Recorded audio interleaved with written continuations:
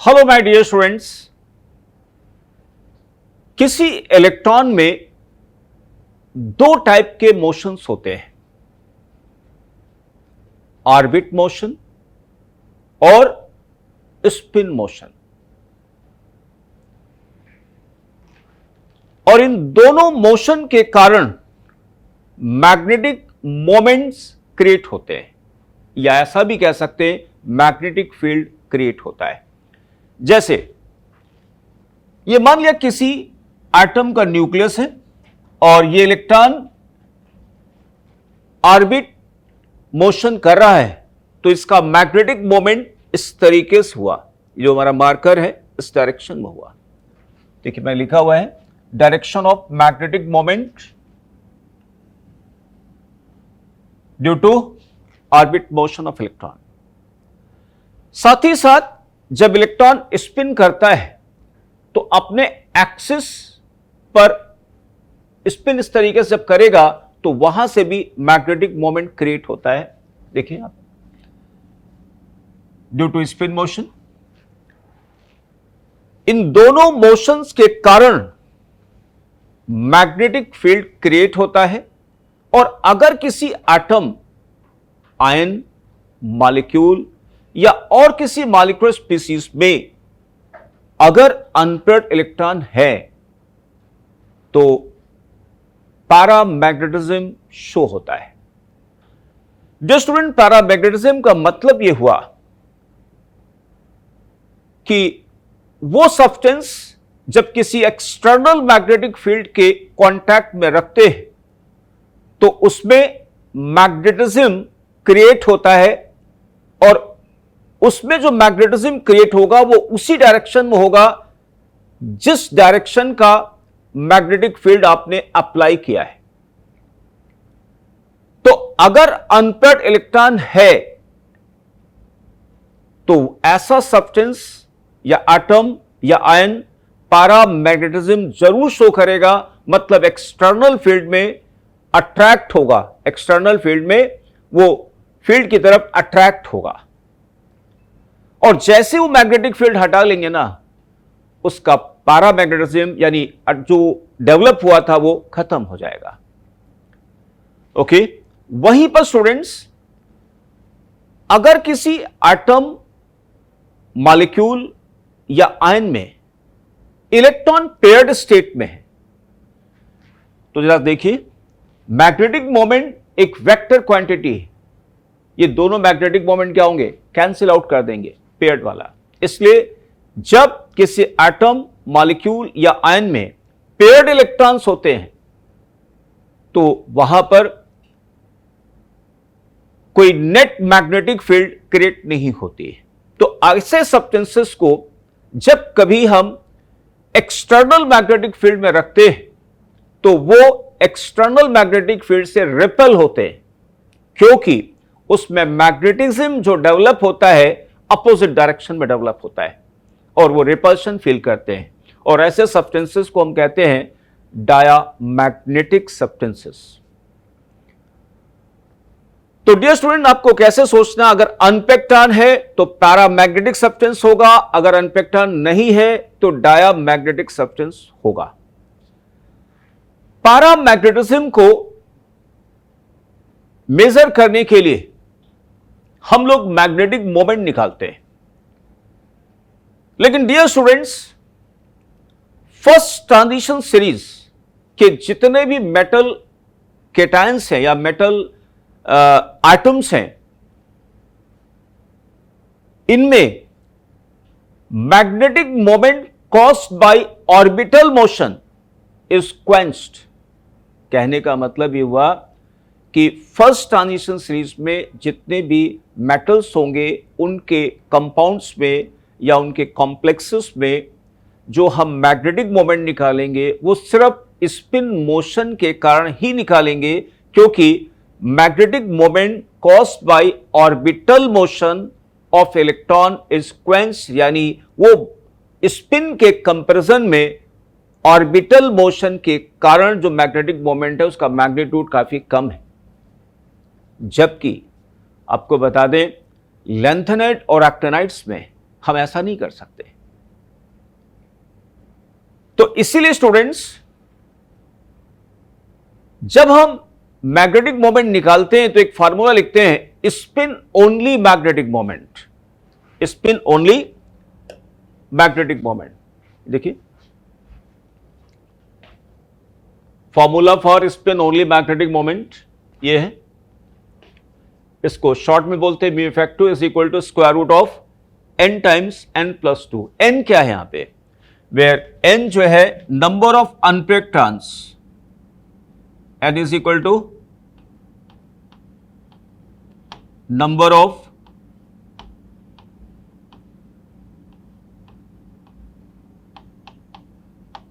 अनपेक्ड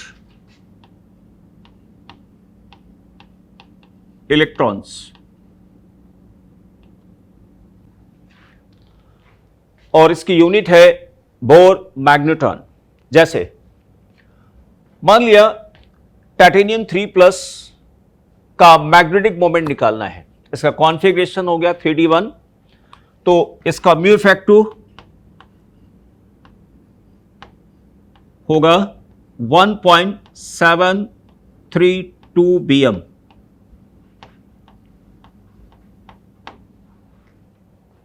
ठीक है ना, √3। वैनेडियम 3+ में स्पिन ओनली मैग्नेटिक मोमेंट आएगा कितना, 2 टाइम्स 2 + 2। ओके, इसकी वैल्यू निकालेंगे तो लगभग 2.8 bm आएगा। Chromium 3+, there are 3 unpaired electrons, obviously इसका जो मैग्नेटिक मोमेंट होगा 3.89 bm। ठीक है ना, 3 टाइम्स 3 + 2। ओके, यहां पे देखिए स्टूडेंट्स, अगर मान लिया क्रोमियम 2 है, there are 4 unpaired turns, its magnetic moment spin only will be equal to about 4.9 bm Bohr magneton. Magnesium 2 3d5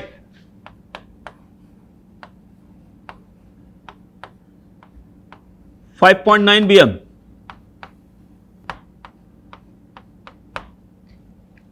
Fe2+ 3d6, यानी इसमें 4 अनपेक्टान है, इसके D में 6 इलेक्ट्रॉन है, लेकिन 6 इलेक्ट्रॉन में अनपेक्ट कितने हुए, 4। तो यहां पर n की वैल्यू कितनी होगी, 4। तो 4 टाइम्स 4 + 2 यानी 6 × 4 24, स्क्वायर रूट इसका आ जाएगा अबाउट 4.9 bm। एक बड़ी रिमार्केबल चीज स्टूडेंट देख रहे होंगे, जितने अनपेयर्ड इलेक्ट्रॉन्स होते हैं, जैसे यहां पे एक अनपेक्टान है तो 1.7, 2 अनपेक्टान है तो 2.8, 3 अनपेक्टान है तो 3.89, 4 अनपेक्टान है तो 4.9, 5 है तो 5.9। ठीक है ना, डी में 5 से ज्यादा अनपेयर्ड हो ही नहीं सकते, यानी तो इससे एक और जानते हो क्या फायदा मिला, जैसे कोई मेटल केटायन दे दिया गया या फर्स्ट ट्रांजिशन सीरीज का कोई कंपाउंड दे दिया गया और उन्होंने कह दिया कि इसका स्पिन ओनली मैग्नेटिक मोमेंट 3.89 है, इसका मतलब क्या हुआ, 3.89 मतलब 3 अनपेक्टान, 4.9 अगर है तो, या 4.9 है तो 4 अनपेक्टान, 5.9 है तो 5 अनपेक्टान, 1.7 है तो 1 अनपेक्टान एंड सो ऑन। यानी जितने अनपेक्टान होंगे उतने नंबर 0.7 या उससे 7 से लेकर 9 तक सेकंड जो डिजिट आएगी डेसिमल के बाद में, डेसिमल के बाद जो डिजिट आएगी उसका वैल्यू क्या होगी, 7 से 9 के बीच में वेरी करेगा। तो it is the easiest way to find out number of unpaired if observed spin only magnetic moment is given. Okay, next one एक और पॉइंट आता है कि इस पारामैग्नेटिज्म या डायमैग्नेटिज्म को हम मैग्नेटिक बैलेंस के थ्रू भी क्या करते हैं, देखते हैं कि सब्सटेंस में पारामैग्नेटिज्म होगा या डायमैग्नेटिज्म होगा, ये पता लगाने के लिए हम मैग्नेटिक बैलेंस को भी यूज करते हैं।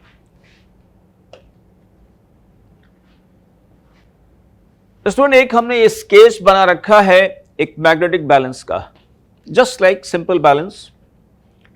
आप देख पा रहे होंगे, एक ये पैन हुआ, इस पैन पे हम वेट रखते हैं और इस पैन पे हम क्या करते हैं, सब्सटेंस वे करने के लिए, ठीक है ना। तो जिस सब्सटेंस को हमें देखना है कि ये पैरामैग्नेटिक होगा या डायमैग्नेटिक होगा, उसको हमने इस वेसल के अंदर रख दिया और यहां पर एक मैग्नेटिक फील्ड अप्लाई कर दिया। तो अगर ये सब्सटेंस डायमैग्नेटिक है, अगर ये सब्सटेंस डायमैग्नेटिक है, तो ये जो एक्सटर्नल फील्ड यहां पे लगे हुए हैं, इसमें क्या होगा, रिपल्शन फील करेगा। और जब ये रिपल्शन फील करेगा तो ये ऊपर की तरफ क्या होगा, मूव करेगा। ये एक्सटर्नल मैग्नेटिक फील्ड है, ये डायमैग्नेटिक है, तो क्या होगा, रिपल्शन फील करेगा, ये ऊपर जाएगा, वेट ऐसे नीचे आएंगे। इसका मतलब क्या हुआ, इसका जो एक्चुअल वेट होना चाहिए, अब रीडिंग क्या आएगी, इस चीज का वेट कम है, ऐसा लगता है इसका वेट कम है। इसलिए अक्सर कहा जाता है कि diamagnetic substances lose weight in magnetic balance for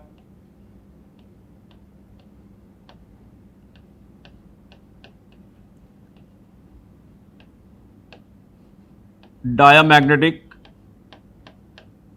substance।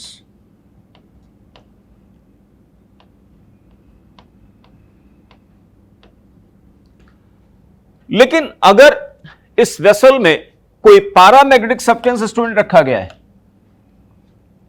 मान लिया पैरामैग्नेटिक सब्सटेंस रखा गया है, तो क्या होगा,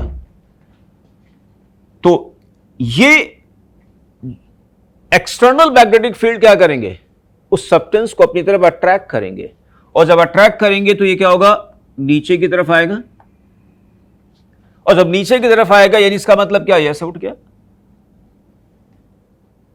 तो इसको प्रॉपर हॉरिजॉन्टल पोजीशन में रखने के लिए क्या करना पड़ेगा, आपको वेट रखना पड़ेगा। तो यहां पर क्या कहेंगे हम लोग, paramagnetic substance gains weight in magnetic balance, ठीक है ना।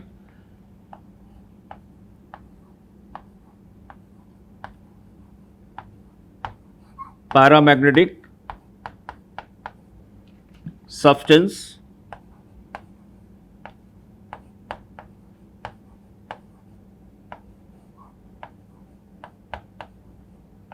gains weight, और जबकि ये क्या करेगा, सब्सटेंस लूज वेट।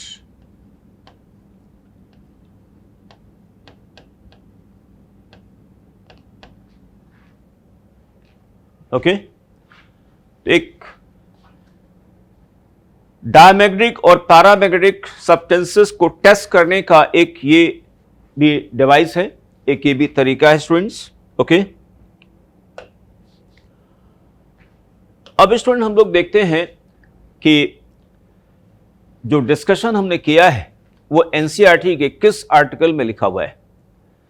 तो dear students, first transition series metal atoms और उनके आयंस या उनके कंपाउंड में जो मैग्नेटिक प्रॉपर्टीज आती है उसका डिस्क्रिप्शन यहां पे आर्टिकल नंबर 4.3.9 में लिखा गया है, और इस बात को मैंने देखिए डिस्कस किया है। यहां पे लिखा हुआ है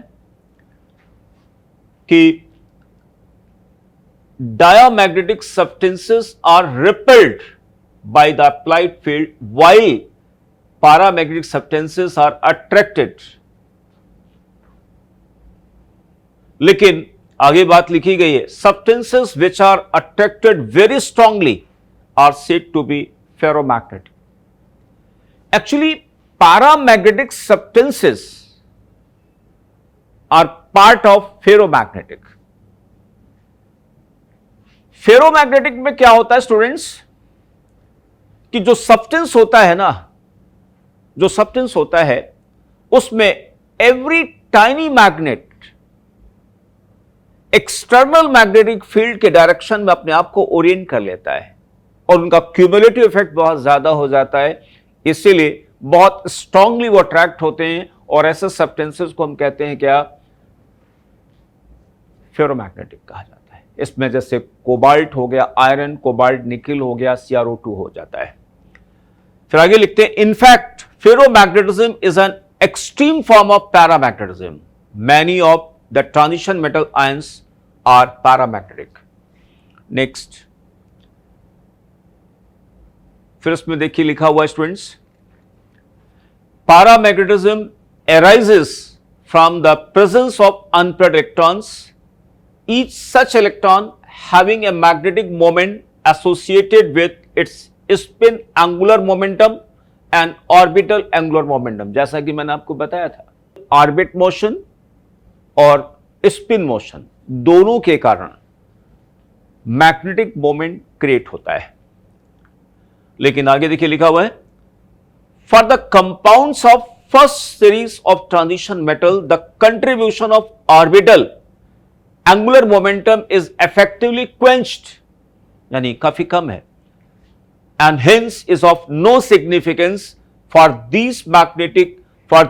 magnetic moments is determined by the number of unpaired electrons and is calculated by using spin only formula, mu is equal to square root of n times n plus 2।